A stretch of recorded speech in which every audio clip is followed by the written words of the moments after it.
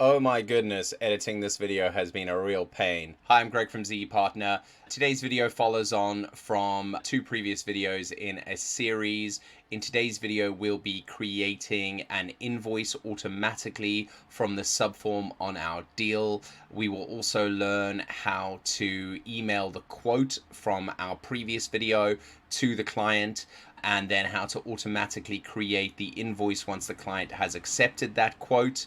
The previous videos are in the playlist above, so if you haven't watched them yet, please watch those first because they do follow on one after the other. Please forgive me for looking like a hot mess during this video. I was recording it on a very hot day and my office gets so warm here, and I had a bad quality mic, so I couldn't have my fan on. So I was just boiling and sweating away as a hot mess in my office during that video. I was also trying something out with a green screen. I won't be doing that again. I've got a much better quality mic and camera now, so I'm just going to stick to videos like this so they won't look as weird. But let's get on with today's video. I hope you find it really interesting. If you watch the full video, I really think you'll get great value from it, and I'd really appreciate if you like this video and leave a comment. If you're not yet a subscriber, please subscribe to my channel as well, as your comments, your likes, and your subscriptions really make my day. Thank you very much. All right, let's jump straight in. So we're back in our system and we've got our automations running already that create our quote. Here's the quote we left off last time, and here is the code we were running to create that quote. So we're going to go into setup, and we're going to go to functions, and we're going to go new function, and here we're going to call this ZE create invoice from deal. And then we'll just copy that to the display name. We'll make this a standalone function, so we can call it from anywhere and use it multiple times. Now, to save you all time, I have written the code already for this. So I'm going to copy it across and paste it in here, and then we're going to go through it together. So the first things we're going to do is I'm going to add a parameter of deal ID, and that is going to be an integer. The next thing we're going to do is we need to create a CRM variable. So follow along. I'm copying my CRM variable name. You can rename it if you choose. And then we're going to go in a new tab. We're going to go into setup, and under developer space, there is Zoho CRM variables. In here, we're going to create a new variable, and I'm going to paste in my variable name. And the variable type I'm going to select, this is very important, is a single line. So do not be tempted to save it as a number. So now we're just going to go across into Zoho Books. And in the URL here, I'm going to copy my Zoho Books org ID. So it's the bit that comes after app. And I'm going to paste it in there. In Zoho Books, you can also find your org ID by clicking on your profile image and copying it from here. But you'll see that's the same as that. So back in our CRM, we're going to save this CRM variable, and that is now a placeholder, so we don't have to paste in our org ID every time. This also helps if we ever change books organization. We don't have to then go through every single line of code in every script and change the hard-coded value. Instead, we just change the org variable, and then everywhere we look it up, it'll then look up the new value. So CRM variables are very useful. So now back in our code, you can see here that I've got custom field ID and custom field value. Now I've left this in here in case on Zoho Books you have any custom fields on your invoice that you wish to fill in. I'm not going to go into too much detail about that now because I think most people aren't using the custom fields, but fill this in with the field ID and the value you want, and then the code will work later on. All right, so just like every other time, we've got our error map and we've got our return map. These are very important for logging the outcome of what's going on here, so we know when it fails. When you automate your system, you are putting a lot of trust and faith in Zoho to do the things you expect it to do when you expect it to do it. And what you don't want is you don't want a customer calling you up a week after accepting your quote saying, hey, I haven't heard from you, and then having to say, oh, sorry, our system failed. It was meant to send you an invoice. your client shouldn't be alerting you to the fact that your invoice didn't send. You should have an automation set up like ZE Logger, which will tell you, hey, you were expecting to create an invoice, but you didn't. Go do something about it. So I've got a ZE Logger CRM extension. It's $29 a month. It's very cheap. And basically, it runs in the background. You can then use it in any automation scripts to log your successful runs and your unsuccessful runs. And when something's unsuccessful, you can set it to email you so you know that you need to go in and fix something and make sure that what you were expecting to happen actually happens. But I won't dwell on that. Let's move on. So we've got our update deal map, which means later in this process, we're going to add information back into our deal. Then we've got our create invoice map, which is the map that we're going to store all our data in for creating the invoice. And then we've got an empty list called product items list. And this is because inside our invoice map, we're going to need to put a list of items that will be the items on the invoice. All right, so we get the deal record. We then also here get the related quotes. Now, what I originally planned to do was I originally planned to show you how to convert the quote into an invoice.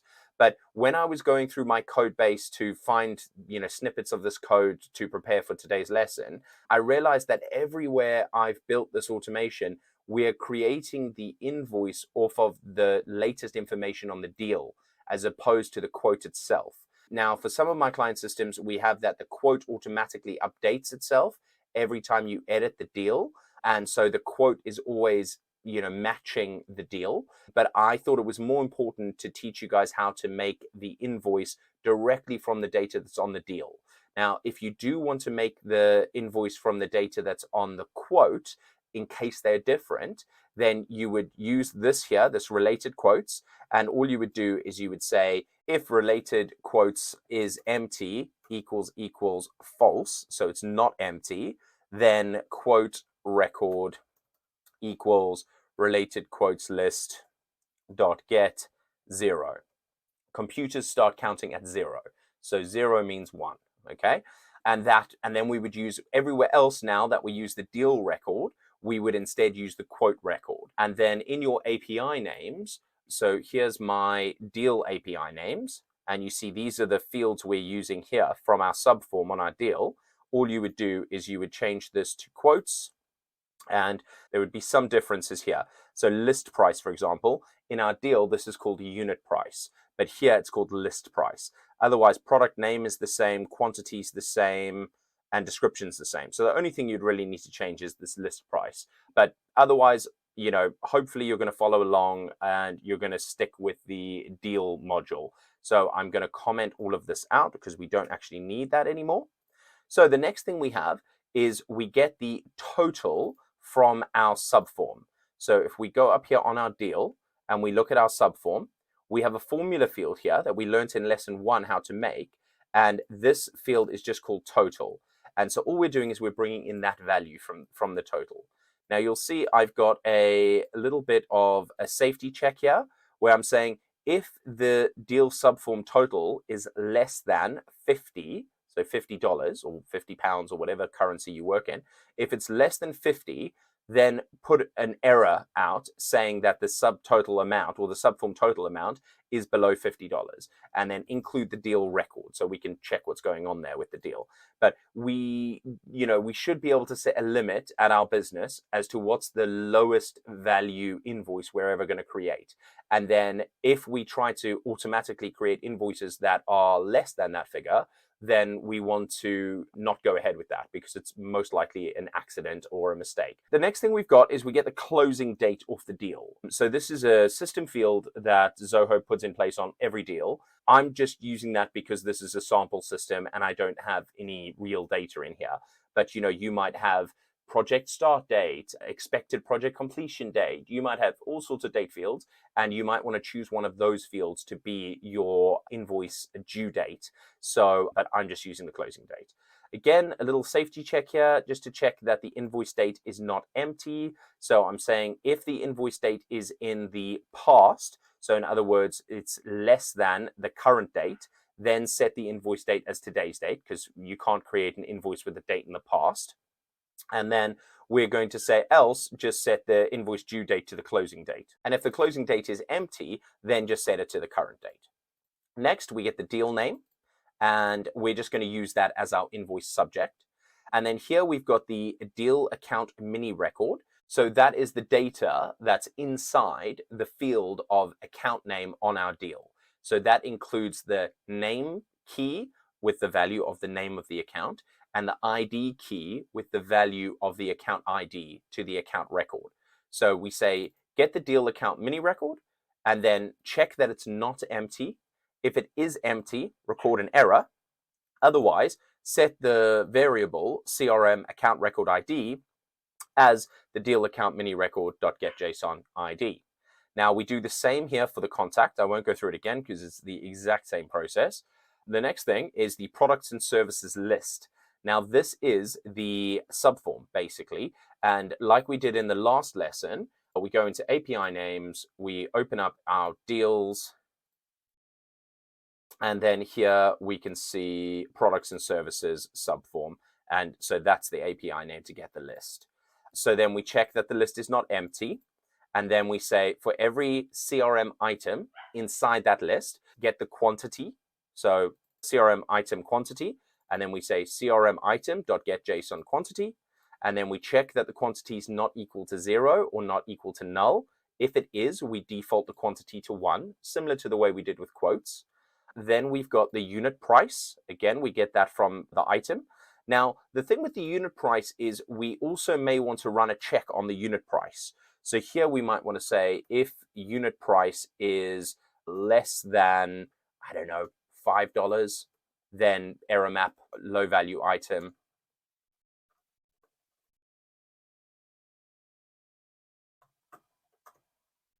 Like that, and then our invoice won't create because later on we have a script that checks, is there an error in the error map?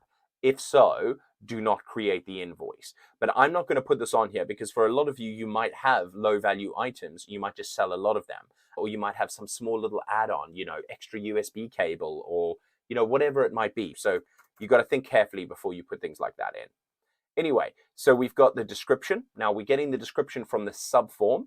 So if we've made changes to the description here and they no longer match the description on the actual item or the product record, then we're always going to use the description that's here. After that, we've got the mini record for the product name. So that is this here. You see how you can click on this? Well, this is a link to the actual product record, which I just opened up here a minute ago. So it's both the name of the product and it's the ID of the product in that mini record. So we check, we say, is the mini record empty? If it is empty, we don't want to add an item to our invoice. We don't want an empty row on our invoice. So first we say, is it not empty? And if it's not empty, then set the name of the item and set the ID of the item. And now we look up that item on Zoho Books using the CRM product ID field on the item.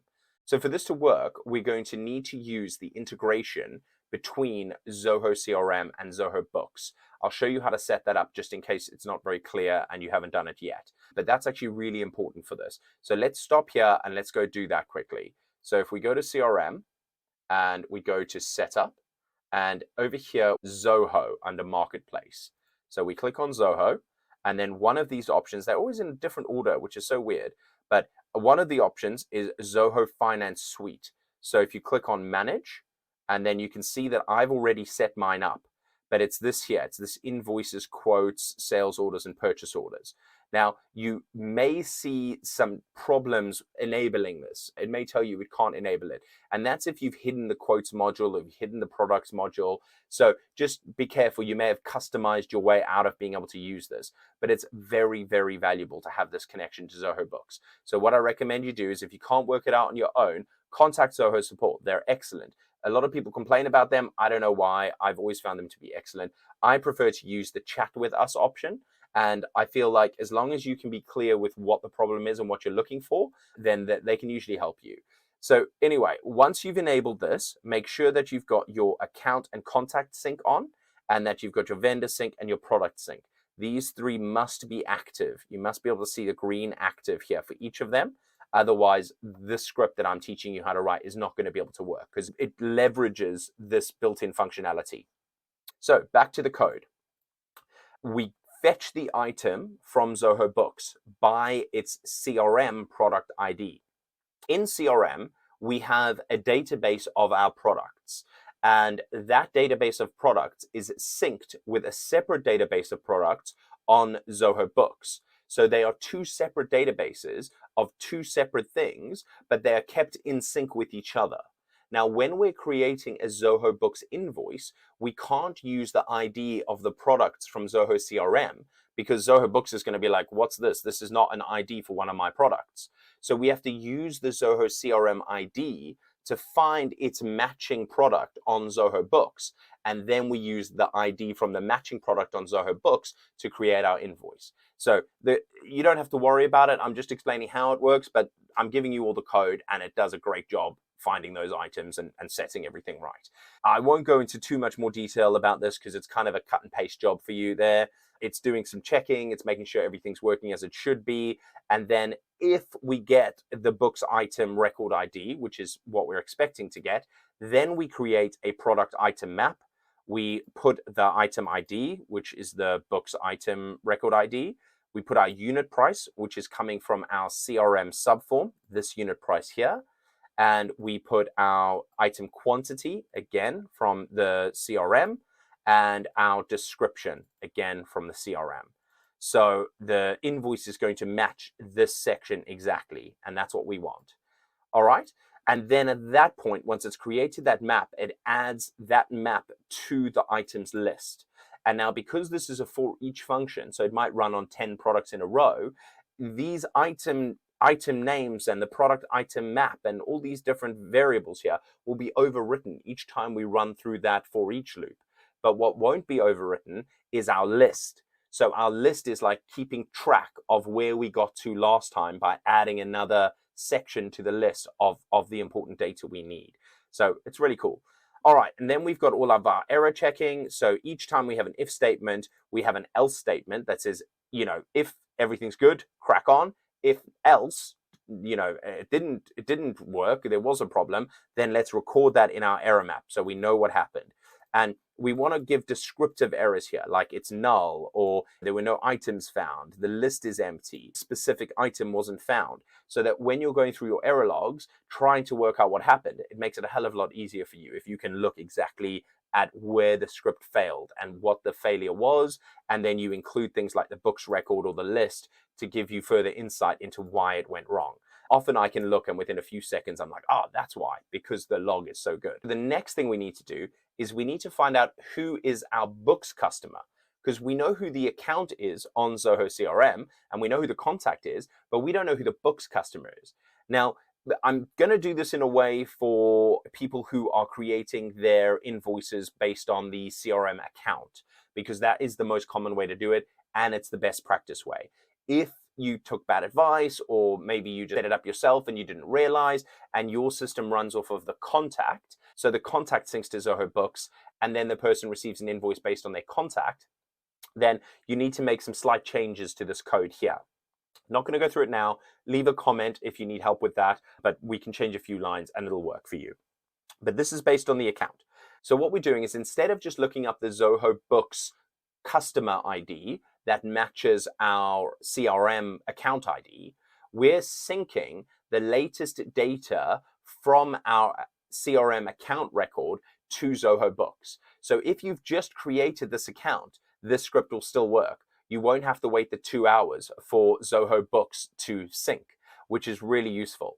And also, if you've just changed something, like you've just changed their email address, you've just changed their postal address, anything, this is going to make sure that Zoho Books has their latest data before it creates this new invoice. So again, that's really cool. A couple of years ago when I was creating these scripts, I didn't know about it. I don't even know if it was possible, but I wasn't doing that. This is something I've been doing for the last year or so, and it's fantastic. It's cut down so much on issues because you're always using the absolute latest data. And if the customer doesn't exist on Zoho Books yet, this creates them. So it's phenomenal.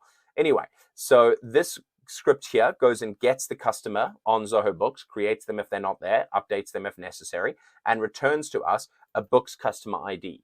If for some reason we couldn't get a book's customer ID, like there's one of these errors, then that's the end of the story. We can't create the invoice, because if we don't know who the customer is, we can't create the invoice. So we put it in the error map. So the next thing we have is the payment gateway.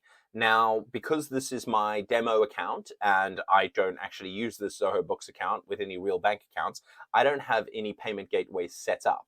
But I've left all the code in here, and I've just switched off this line here. So just delete these 2 slashes and change this to whichever payment gateway you use to receive online payments. So I'm going to also include a list here of allowed gateway names. So allowed gateway name values. So it's PayPal authorized _net, Payflow _pro, Stripe, 2Checkout, and Braintree. I'm going to take away the and just comma it so that it's nice and clear. And remember that that must go within inverted commas to make it a string. All right. So next we say, if there are no errors, we want to create the invoice. If there are errors, we do not want to create the invoice, because we don't know what kind of invoice we're going to create or who it's going to go to. So it's very important that we check if error map is empty equals true. We haven't found any errors yet because we put nothing in the error map. Then carry on and make the invoice. Otherwise, do not create the invoice. All right. So now we use our create invoice map. So we put in the customer ID, which is the book's customer ID. We put in the line items, which is that list we created. We set the date to the invoice due date. Now, bear in mind, let me move this up. You can have a different due date to the date on the invoice. The due date obviously has to be after the date on the invoice, and the date on the invoice has to be after today, I believe. Play around with that if you want to, but I think that's the case. I know the due date has to be at least the invoice date or later. All right, then you've got payment terms. So what you could do is you could turn off the payment label where it says due on receipt. You could turn that off and then set this to 14 days, and then Zoho will automatically write in net 14 or something to that effect. But we'll just make our invoice due on receipt, e.g. pay us as soon as we create it. Then we put in our payment options map. We link the invoice to the deal. Very, very important. So that's just coming from our parameter up here. We put the subject content as the deal name, and then we can put our notes in here. So we just say, thanks for choosing ZE Partner. You obviously change that to your company name. All right. So then we've got our script that makes our custom fields work, but ours isn't going to do anything because our custom field value is null. But again, I've left it in, so it's there for you if you need it. So we now create the invoice. So we use this and we create the invoice. I'm going to go through the connection in a bit because that's, something I was saving for the end. And then we info out the response. We check if the response is not equal to null. That's a good thing. And then we want to check, does it contain code? And if that's equal to true, then we want to say, is that code equal to 0? And then if it is, it means the invoice was created. So then what we can do is from the response, we can get the actual invoice. We can get the invoice ID. We get the invoice number if you want it. We're not going to do anything with it. And you can get the invoice URL. Now that's the public URL that you can send to the client to tell them, hey, here's your invoice. Please click here to pay it. And when they click on that, they don't need to be logged in. They can see the invoice. It's a public link to the invoice.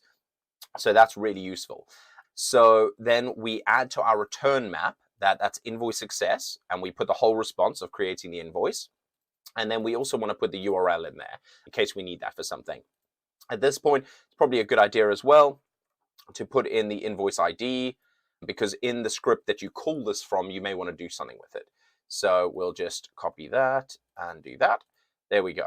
Now, I've got another script that runs on my system that applies retainers automatically to new invoices that I create. So the way I work with my clients is they put some money on retainer with me. I then bill them for the time that I'm working. After I've worked for them, I create an invoice, and immediately my system will automatically apply their retainer against their invoice. So I don't have outstanding invoices on my system. They all mark as paid almost immediately because of the retainers on account. If you would like a video on that, let me know. It's a bit of a unique situation. I'm not sure how many of you actually use retainers, but let me know. Happy to make a video on that as well and share the code. All right. So now we want to update our deal. So this is customization number one in this video. We need to now make some fields on our deal to actually save these values to, because we don't have an invoice ID field or an invoice URL field. So we're going to go into setup under customization. We're going to click on modules and fields, and we're going to go to deals. And then we're going to click standard. And here we're going to add a new line field, which is going to be our invoice ID. So we'll call this books invoice ID. And we will have a URL field, and we'll put that underneath. And we'll say this is the customer invoice URL. Okay, perfect. So save and close. And now if we go to our API names and refresh, and we go there, we've got our books invoice ID is one of them, and our customer invoice URL is the other. So we come back here, and this is our invoice ID, and this is our customer invoice URL. Perfect. So then we update our deal, and we record the update inside our return map. This is important as well. So when you create an invoice on Zoho Books using code, it creates it as a draft invoice. It doesn't mark it as sent immediately for you. So even if you sent your customer that link, when they try to load it, the link would say, nope, this isn't an invoice. You have to mark the invoice as sent. So this little piece of script here does that for us automatically. And then we save the response from that script in the return map. And then we just have all our error checking. We just record if any of the checks we did earlier failed along the way. And then this here is the catch from our very top error check, where we say if the error map is empty equals true, e.g. there's no errors, this is the else statement to that, saying no error created because there was an error found somewhere higher up. All right, finally, we log the outcome to ZE Logger. If you don't use the extension, then you can make some changes here, maybe get it to send you an email, but that can be quite clunky and you can end up getting lots of emails per day, and they can be quite hard to track and actually do anything with. But if you do use the ZE Logger extension, then you put this bit in.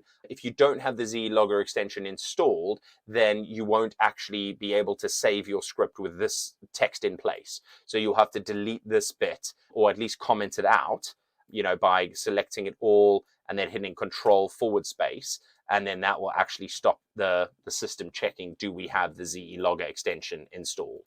And then we just return the return map. So, and that's, everything we've saved along the way. So the final thing you guys will need to do is you'll need to set up this connection.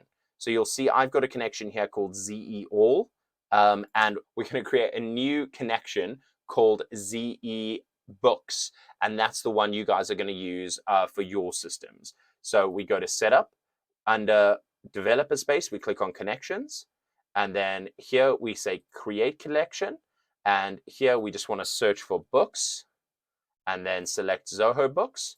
We want to call this all lowercase, ZE_Books, and then here in the search box, we just want to search for full, and then we want to say Zoho Books.fullaccess.all, and then create and connect.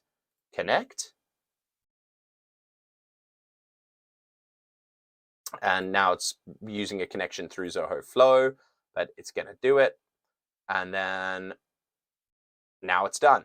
So now we can double click on that, copy that, and then we can go here, and everywhere we see ZE All, we're going to just change for ZE Books. So let's find ZE All and just replace. It'd be nice if they had a search and replace feature built into the coding IDE that they provide us with, but no drama. All right, that's everything. So now let's check. Moment of truth. We've updated the code. We've done everything we planned to do. Save and execute. Books invoice ID is not defined. Why doesn't it like our books invoice ID? So we've got books invoice record ID. That's why. And books invoice record ID. So it's not that location. It's 284. Aha. There we go. It's that extra one I put in there, I think. Oh, I put them in the wrong place. That's why. So we want to cut that, paste that there, cut that, paste that there, and then copy that, paste it there, and copy that, and paste that there. All right, save and execute. It's taking its time, which is usually a good sign. Okay, so now it wants our deal ID. So we're on our deal record. We're going to copy the ID here and we're going to paste it in there. Save. There we go. So let's see the outcome. There we go. Our invoice success. Our invoice has been created.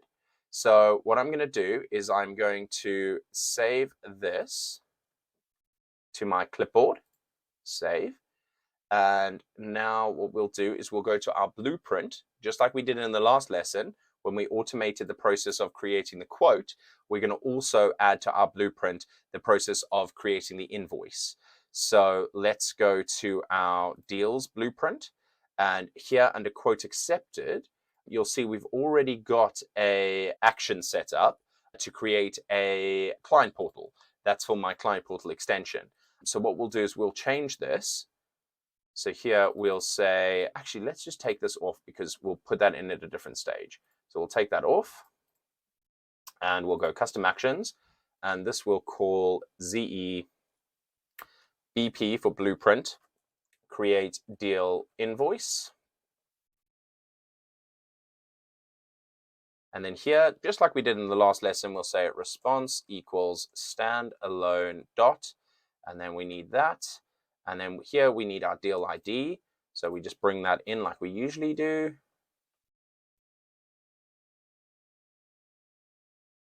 And then here we put our deal ID in and save and execute. Going to have quite a few invoices for this chappy once we're done. There we go. Worked as expected. Perfect.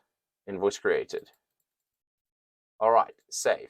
And so now what we'd technically do is we would add a new stage. This is what I would do for my consulting clients. We'd add a new stage called awaiting payment. And here we would set this to 80%. It's still open. And we'd drag in awaiting payment. And then we'd say quote accepted goes to there. Move these down. And then here we'd create a stage of payment received.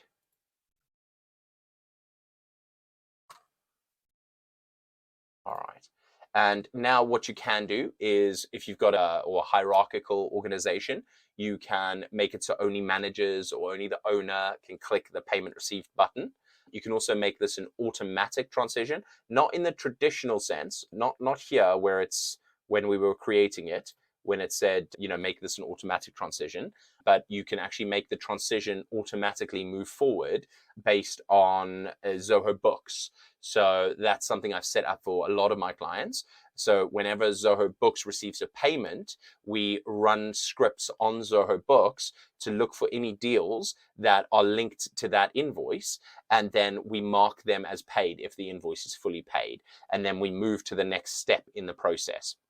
There's many ways we can do this. The simplest way is probably just to have a field on your deal that says payment status and just create a script to sync that with the payment status on the invoice. And if the payment status is marked as completed, then inside Zoho CRM, you write the code to automatically move to the next stage of the blueprint. But for simplicity's sake, we're going to leave it so that you guys will click that button once you've actually received the payment. Maybe you work with checks still. A lot of my American clients work with checks. I think it's mad. In the UK, only 90-year-olds work with checks. Everybody else, everything's done online or in cash possibly, but cash is even very rare these days.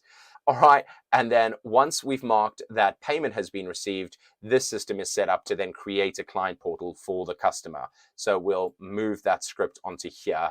So let's go that one. Perfect. Associate. There we go. Republish. So what we have now is I will open it up again. We have our system. We create a deal. We add our products and services, the quantities, the descriptions, and the amounts to our subform. We click in the blueprint to send quote. We can set up an automation to actually send the physical quote to the customer. or you can just have an email template. So let's do the email template now. How are we getting on? This is getting to be a long video. And you guys don't tend to watch my videos all the way through when they go on too long, which is bad for my YouTube analytics. So make sure you like the video and comment if you're still watching at this stage, please, because a lot of people give up. All right, so here we're going to call this ZE client quote, or let's call it deal quote. Okay, so we'll choose recipients. So that will be the contact, which is linked to the deal. And we'll do the contact email and secondary email. And then we'll select a template. Let's create a new template here because we don't seem to have any templates on this system. So we'll select, let's just call this deal quote. Your quote from ZE partner. And then dear, so now you can use the hash for lookups. So dear first name, thanks for contacting us. Please see our quote below. And then here what we do is we say table, subform, select our subform. And then here we want the product name, the quantity, the description, the unit price, product total, and that's all. So add. You can mess around with these, obviously. You can move them around, but they're in a pretty good layout for me, actually. That I'm quite happy with that. So we might want to extend, let's see, let's reduce the product total and reduce the unit price. And that leaves the description nice and big. And then let's lower the quantity. And actually, let's just call this QNT. Is that what it is? Or QN? I think it's QN. I think that's quantity, but I don't know. Anyway, and then here we'll add another text box.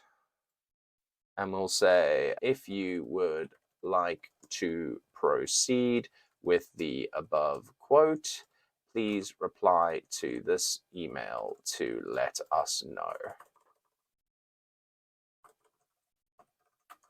Thank you.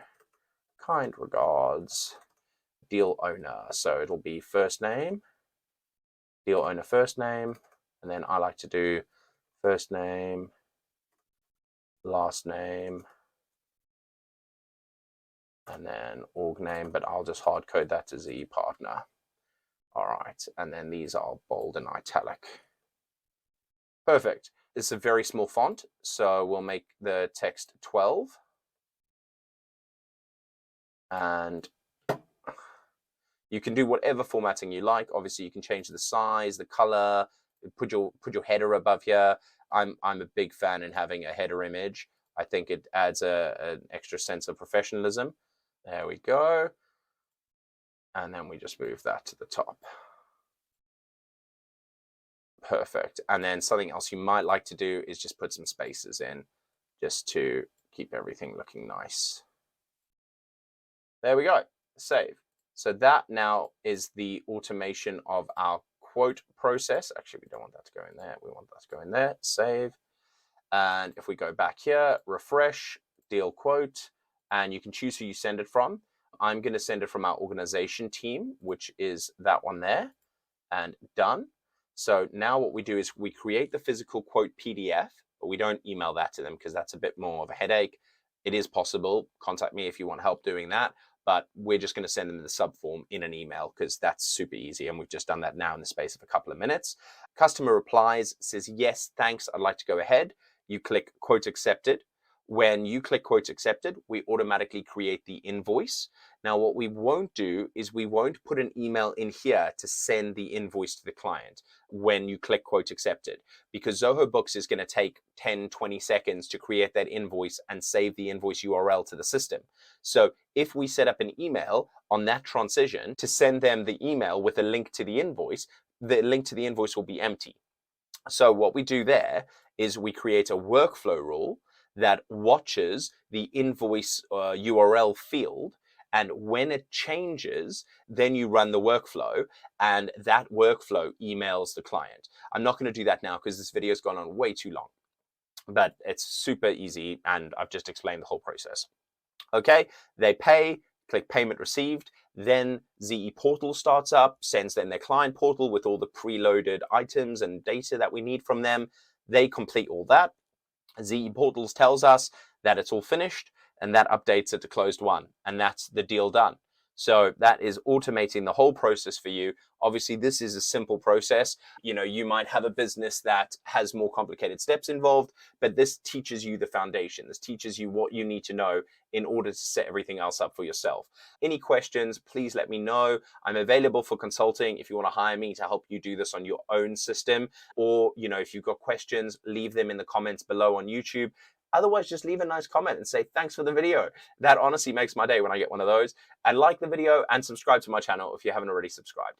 Thank you very much. Links in the bio to a channel membership. That's a new thing. So feel free to support me if you want to. There's also links to my extensions. So as shown in this one, we've got the ZE Logger, very worthwhile. $29 a month, honestly, it's super cheap. Go ahead and get that. It just helps you keep track of all the automations you set up on your system. And then we've got ZE Portal, bit more expensive, obviously. A lot of hard work went into that. It's really smooth. It works so well, and I'm getting such amazing feedback from my customers on that one. So yeah, go ahead and check that out. We've got a 14-day free trial. So even if you just set up the free trial and see how you get on. And yeah, otherwise, thanks again.